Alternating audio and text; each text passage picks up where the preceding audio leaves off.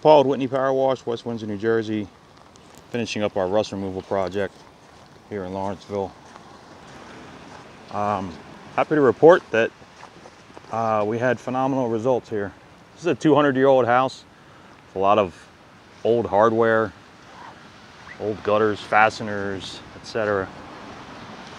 In a historic district. So you have to keep things pretty much original. So this is what things look like after. This was all stained with rust. I believe the source was somewhere up on the 3rd floor in the gutters. So you can see this is a pretty big house. You really don't want to sell a property with stains on it. It gives a negative impression to a potential buyer, particularly in a higher price range. So the best thing you can do, really, is to keep your house clean if you're trying to sell your house, and just take any negative feelings regarding your property, and talk about the good things that your property has to offer. Thank you.